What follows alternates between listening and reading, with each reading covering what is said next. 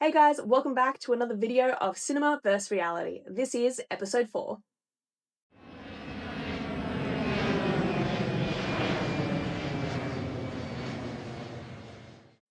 Okay, so today we're going to be doing a movie that was recommended. I decided that I didn't want to waste my time watching another movie that took 90 minutes of my life away, like Flight Risk. So the movie is No Way Up. What I'm going to do is watch the trailer and decide whether I want to watch the movie, and go from there because I've Googled it because, just want to make sure.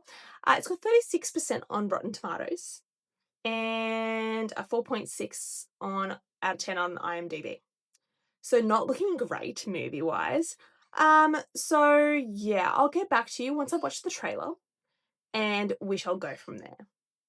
Okay, guys, so I've watched the trailer. I don't want to watch this movie because it looks really bad. What I have done is tried to find a video of the crash sequence.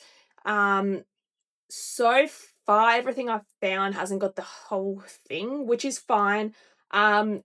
Just to note that from the trailer, I learned that this is actually a bird strike, which is information I would like to know before I'm actually looking at these videos. So that's fine. I understand that it's a bird strike, so that's 1+ from what I've seen so far, I guess. At least I know that. So we'll go through and look at this one particular clip. This is after the bird strikes happen, so, pilots reacting to it or what you can hear from pilots. So we'll just go through it at this very moment in time. So, let's begin. Ladies and gentlemen, we have turned on the fasten your seatbelt sign. Please return to your seats and ensure your seatbelts are securely fastened. Okay, so it looks like turbulence, but just the shudder from the aircraft. So something has been digested through the engine and there is an issue now with the engine. You will get some of that little bit of, shaking. It won't be really smooth. So far that is correct. Cabin crew to the cockpit, please, for Ned's briefing. So she's seeing bits of that engine, what it looks like being kind of flicked out and so on and so forth, which is interesting because those were some very large pieces and a bird strike will generally not do that to an engine. I do remember in the trailer there was multiple birds that have entered, but still, yeah. It's going to be fine.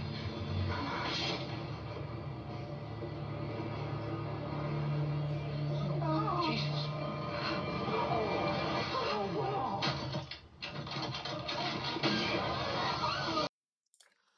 Alright, so I'm a little bit... So that engine's caught on fire, from what I can see. And the cowling, which is the outside of the engine, is starting to break apart. Now, the whole reason for the cowling is so that if there is something wrong with the engine or the discs, it actually stops them from doing exactly what you've seen here, hitting the side of the aircraft and blowing out the aircraft. And it's done as a safety precaution. Now, testing for engines includes a frozen chicken being shot at them and seeing what happens. Now, I can guarantee you that an engine is not going to explode like that, and the cowling is not just gonna wither apart on an engine. So for one, that's not gonna happen. I've seen that the masks have dropped. Again, that will happen just from the depressurization, so that's normal. So if we're theoretically now talking about something having penetrated the cabin of the aircraft, I will look at it from this point.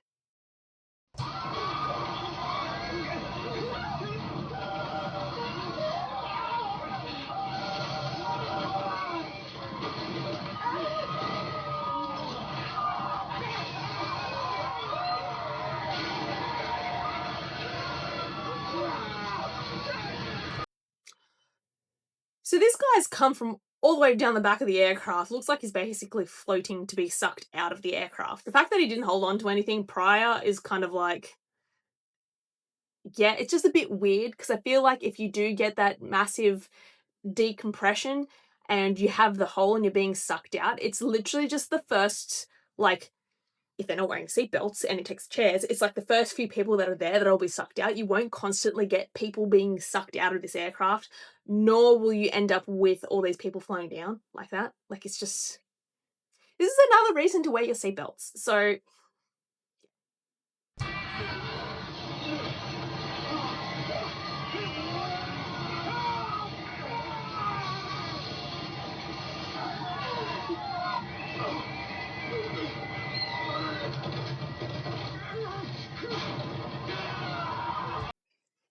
again, more people being sucked out when that wouldn't actually happen.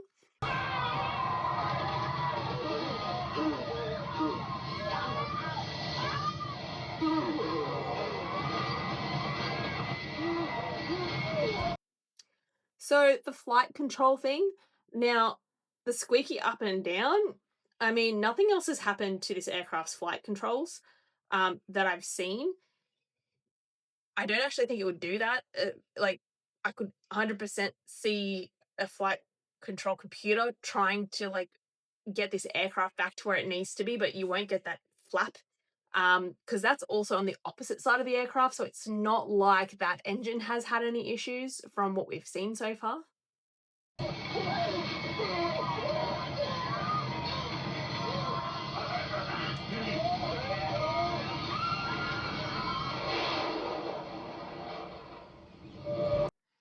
Okay, so far we've learnt from that attitude of the aircraft coming down that it's not coming down slowly and it's coming down pointing at the ocean pretty much on like a 60-degree angle. Um, Also, there's more people being sucked out of this aircraft, just all willy-nilly, just being sucked out. Um, so many people being sucked out. Just also, again, why are so many people not wearing their seatbelts? I'm very confused.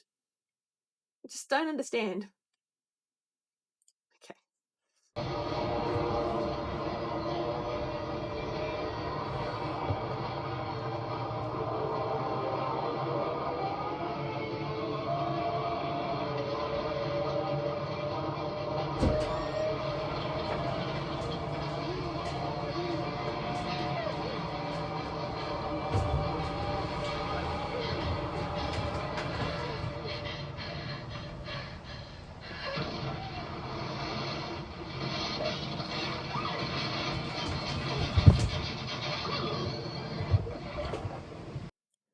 Okay, so I'm guessing now they're in the ocean. This aircraft one would have like literally gone into like a million different pieces. Yeah, okay, the seats have crushed each other. That's perfectly fine. I'll happily take that from impact damage, but at the same time, you've got that happening, but then the rest of the aircraft is fine. And also you've got a big hole in the aircraft as well. So there's a lot of things that we need to look at post crash into the water with this video.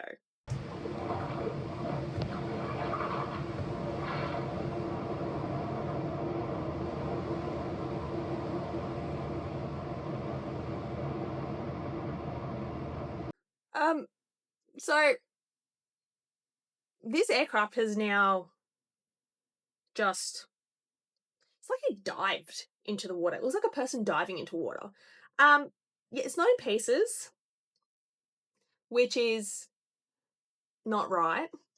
Um, so after this point, I've seen in the trailer that all the remaining people that are basically alive end up in this massive air pocket in the aircraft.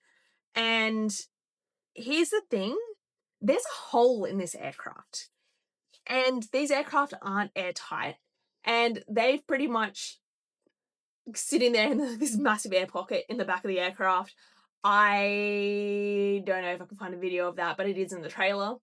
Um, so if you want to go watch the trailer, go watch the trailer and have a laugh at that.